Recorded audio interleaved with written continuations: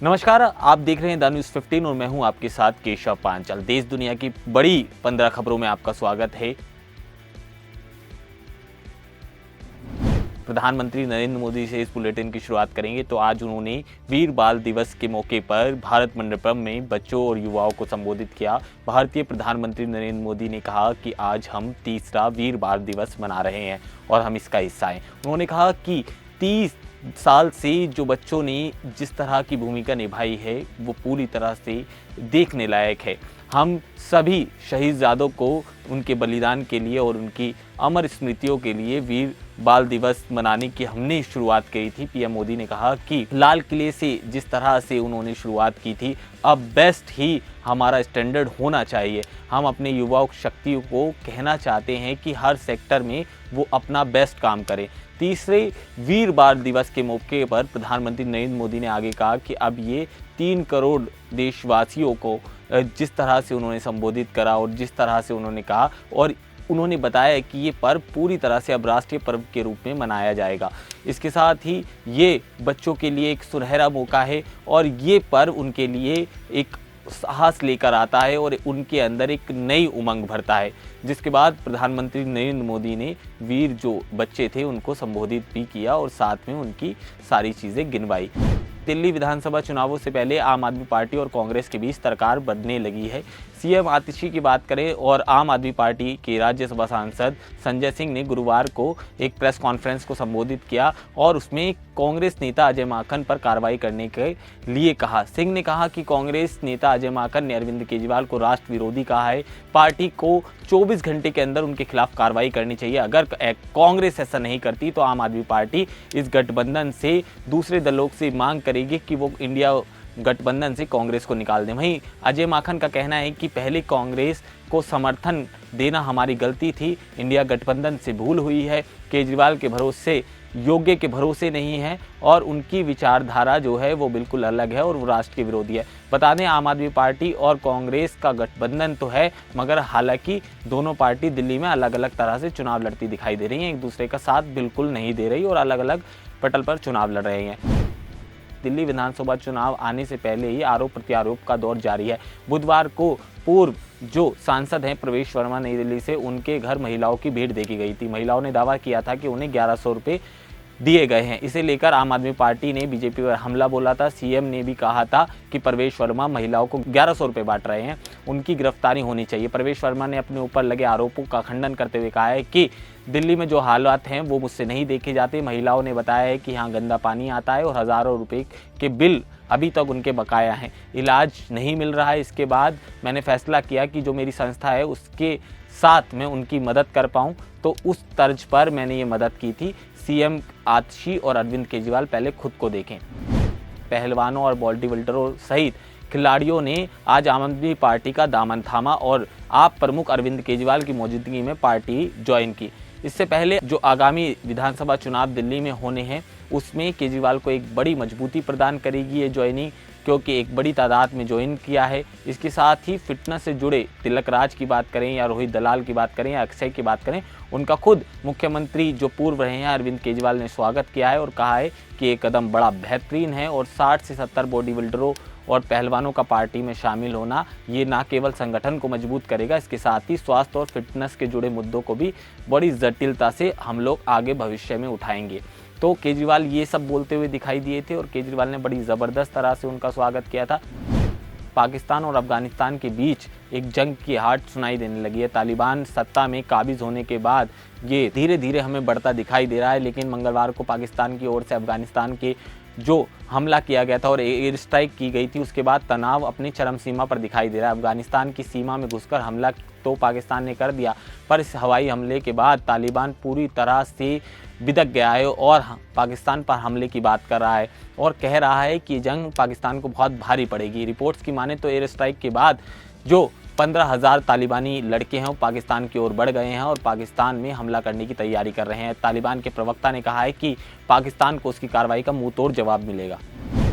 महाकुंभ 2025 की तैयारी जोरों शोरों से चल रही है, आखिरी चरण में ये दिखाई दे रहा है और अभी तक ऐसा कोई भी काम नहीं है जो अधूरा छोड़ा हो। मुख्यमंत्री खुद हर हफ्ते जाकर प्रयागराज में हर तैयारी का जायजा ले रहे हैं और साथ ही अलग अलग विभागों के अधिकारियों के साथ बैठक भी कर रहे हैं। इतना ही नहीं, वो खुद अलग अलग स्थानों पर जाकर जानकारी लेते दिखाई दे रहे हैं और वो चाहते हैं कि कुछ भी तैयारी बाकी ना रहे। महाकुंभ की तैयारियों पर सीएम खुद नजर बनाए हुए हैं। 28 दिसंबर की बात करें तो प्रयागराज मुख्यमंत्री एक बार फिर से जा रहे हैं और जानकारी लेंगे। इसके साथ ही 31 दिसंबर तक कोई भी कार्य अधूरा ना रहे, सब कुछ पूर्ण हो जाए। यही वजह है कि हम मुख्यमंत्री को तैयारियों में लिप्त देख रहे हैं और लगातार वो प्रयागराज के दौरे कर रहे हैं। प्रयागराज की जो साफ सफाई से लेकर जितना भी इंफ्रास्ट्रक्चर का काम है बड़ी तेजी के साथ चल रहा है और सभी एजेंसियां और पुलिस बल सुरक्षा के लिए पूर्णतः तैयार हो चुका है।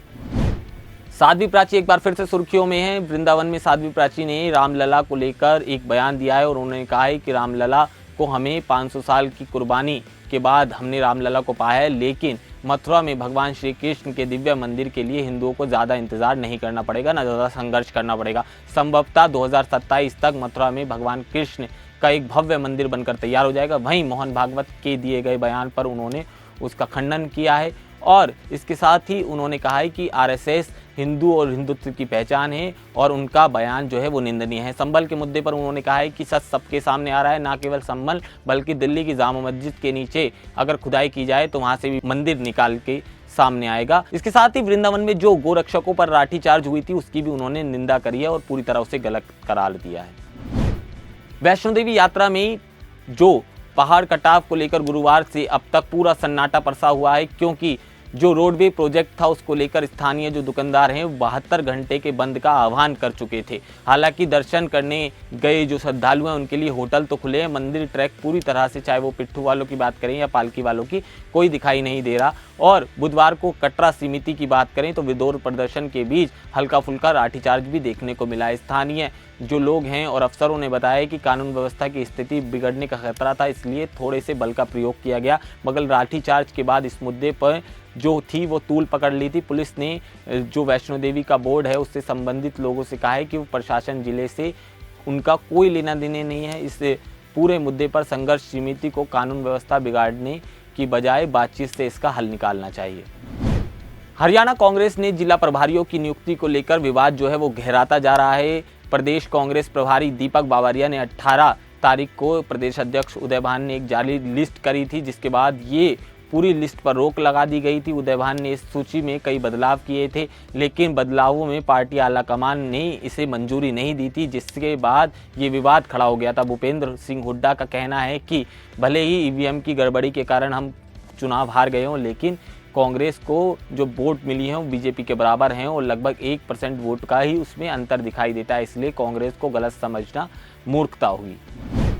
राष्ट्रीय जनता दल के सुप्रीमो लालू प्रसाद यादव के करीबी आरजेडी विधायक वीरेंद्र सिंह का एक बड़ा बयान सामने आया। गुरुवार को उन्होंने मीडिया से बातचीत करते हुए उन्होंने कहा कि राजनीति में कुछ भी संभव है, राजनीति में ना तो कोई परमानेंट दोस्त होता है ना कोई परमानेंट दुश्मन। उनसे सवाल किया गया था कि आप बिहार में कुछ खेला हो सकता है, तो इस पर उन्होंने बोला कि राजनीति परिस्थितियों का खेल है, जब जैसी परिस्थिति आएगी वैसा काम देखने को मिलेगा। आरजेडी विधायक ने आगे कहा कि अगर नीतीश कुमार सांप्रदायिक ताकतों को छोड़कर आए और अगर उनसे मन भर चुका है और वो शक्तियों जो सांप्रदायिक शक्तियां हैं उनमें रहकर जो देश विरोधी हरकतें कर रहे हैं, देश द्रोही लोगों ने बताया है कि निश्चित रूप से अगर वो इन सबको छोड़ के आते हैं तो हम उनका स्वागत करते हैं। एनडीए के अंदर खींचतान की अटकलें वैसे भी तेज हैं। इस बीच बिहार के आरजेडी विधायक के इस बयान ने बिहार की राजनीति में एक बार फिर से हलचल पैदा कर दी है।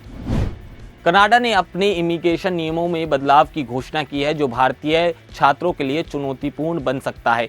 जस्टिन ट्रूडो सरकार ने एक नया अधिनियम जारी किया है और इसकी एंट्री जो है और ये पूरी तरह से जो लागू होगा 2025 तक लागू हो जाएगा। इसके तहत नौकरी का जो ऑफर होने के बाद उम्मीदवारों को अतिरिक्त अंक नहीं मिलेंगे। कनाडा सरकार ने दावा किया है कि यह कदम जो है वो पूरी तरह से हमारी जो नीतियां हैं उनमें बहुत ज़्यादा भूमिका निभाएगा और खरीदी बिक्री को रोकने के लिए इसको उठाया गया है। इमिग्रेशन मंत्री मार्क मिलर ने बताया कि ये बदलाव इमिग्रेशन प्रक्रिया को और ज़्यादा पारदर्शी बनाएंगे और ईमानदारी से उन्हें निभाएंगे। इसके साथ ही बात करें, सुनिश्चित करेगा ये कि कनाडा की जो कुशल कामगार हैं वो मिलता रहे, और इसके साथ ही कनाडा के जो बच्चे हैं, और क्योंकि एक बड़ा तबका हम देखते हैं हिंदुस्तान से कनाडा नौकरी करने जाता है और काम की तलाश में जाता है, तो उस समुदाय पर खास तौर से इसका असर देखने को मिलेगा, क्योंकि नौकरी के लिए अंक नहीं मिलते तो संभवतः भारतीय जो छात्र हैं उन्हें परेशानी का सामना करना पड़ सकता है। भाजपा के राष्ट्रीय अध्यक्ष जगत प्रकाश नड्डा गुरुवार को जयपुर उतर गए हैं और उन्होंने 2 दिवसीय दौरा उनका ये रहने वाला है, और वो मुख्यालय में जो पार्टी के शीर्ष नेता हैं उनके साथ मुलाकात करेंगे। नड्डा शुक्रवार शाम को वापस दिल्ली लौटेंगे। नड्डा के जयपुर में पहुंचने पर प्रदेश सरकार के मंत्रिमंडल और संगठन में फेरबदल की चर्चाओं पे जो अटकलें लग गई थी वो और ज़्यादा तेज हो चुकी हैं। राज्य सरकार 1 साल का कार्यकाल उनका पूरा हो चुका है। भजन लाल को हमने देखा था कई मरतबा वो दिल्ली आए, इसके साथ ही वसुंधरा राजे भी दिल्ली आई थी, पर अब जयपुर जो पहुंचे हैं जगत प्रकाश नड्डा, उसके बाद लग रहा है कि मंत्रिमंडल में फेरबदल भी दिखाई दे सकता है। आपको बता दें, उत्तर प्रदेश के जौनपुर के सांसद जो रहे हैं धनंजय सिंह, उन्होंने मुंबई के एक अस्पताल में पूर्व क्रिकेटर विनोद कांबली से मुलाकात की है। इस दौरान उन्होंने भारतीय के पूर्व क्रिकेटर जो है उनका हालचाल जाना है। मुलाकात के बाद तस्वीरों को सोशल मीडिया पर जाहिर करते हुए उन्होंने शेयर किया है और लिखा है कि जौनपुर के जो पूर्व सांसद हैं उन्होंने अपने एक्स पर लिखा है कि ये जिंदगी की पिच पर बड़े फ्रंट फुट पर खेलते नजर आए हैं। अब आप परिवार के साथ मुस्कुराने का वक्त है और जल्द ही उनकी जो स्वास्थ्य है वो पूरी तरह से ठीक हो जाए, ऐसी ईश्वर से कामना करता हूं। और क्योंकि हमने देखा था पिछली दौरान जब उनकी बीमारी का शिकार हुए थे विनोद कांबली, तो उनकी मदद के लिए एकनाथ शिंदे सामने आए थे और उनकी आर्थिक मदद का भी ऐलान किया था। अल्लू अर्जुन की फिल्म पुष्पा 2 रिलीज होने में 1 महीना हो चुका है और 1 महीने से वो रिलीज है और बॉक्स ऑफिस पर धमाल मचाती नजर आ रही है। 5 दिसंबर को सिनेमाघर में वो फिल्म रिलीज हुई थी, उसके बाद अभी तक छाई हुई है। पुष्पा 2 की आंधी के आगे कोई भी नहीं टिक पा रहा, ये इस फिल्म की खासियत है। अब क्रिसमस के मौके पर वरुण धवन की बेबी जॉन रिलीज हुई है, मगर ये फिल्म भी पुष्पा 2 के आगे नहीं टिक पा रही। पहले दिन बेबी जॉन की बात करें तो क्रिसमस डे पर उनने ज़्यादा कमाई नहीं करी। उसके बाद पुष्पा 2 के फैंस को जो टिकट लेकर पुष्पा 2 देखने गए थे उनको ज़बरदस्ती ये फिल्म दिखा दी गई, जिसके बाद दर्शकों में खासा ज़्यादा रोष है और उन्होंने एक हंगामा भी किया था और ये पूरी तरह से उन्होंने गलत ठहराया था। विराट कोहली ने इंटरनेशनल क्रिकेट काउंसिलर को तकड़ा झटका दिया है और उन्हें झटका मिला है। विराट कोहली को मार्बन क्रिकेट मैच की बात करें तो उन्होंने सैम को कंधा मारकर उन्हें चोटिल किया था, जिसके लिए बोर्ड ने उनकी 20% उन पर जुर्माना लगाया और 1 अंक भी दिया है जो डिमेरिट करता है। इसके साथ ही क्योंकि ये पूरा वाकया जब हुआ था जब बॉलिंग के एंड से डे चल रहा था, ये डे था और 26 तारीख को ये पूरा वाकया हो। रिपोर्ट की माने तो उनके सामने जब आए थे सैम तो इस तरह का उन्होंने वाकया दिया और पारी के 10वें ओवर से 11वें ओवर के बीच ये पूरा वाकया उन्होंने दोहराया था। जब सैम सामने थे, विराट कोहली ने उन्हें कंधा मारा था। इस समय भारतीय खिलाड़ी के पास जो गुजर रहे थे सैम, जब ये पूरी घटना को विराट कोहली ने अंजाम दिया, सैम ने यह बिल्कुल पसंद नहीं आया। उन्होंने कोहली को कुछ कहा भी। इसके बाद एम्पायर और बात करें उस्मान ख्वाजा की तो वो सामने आए और उन्होंने पूरे मामले को शांत कराया था। आपको ये 15 खबरें कैसी लगी हमें कमेंट सेक्शन में ज़रूर बताइएगा। नमस्कार।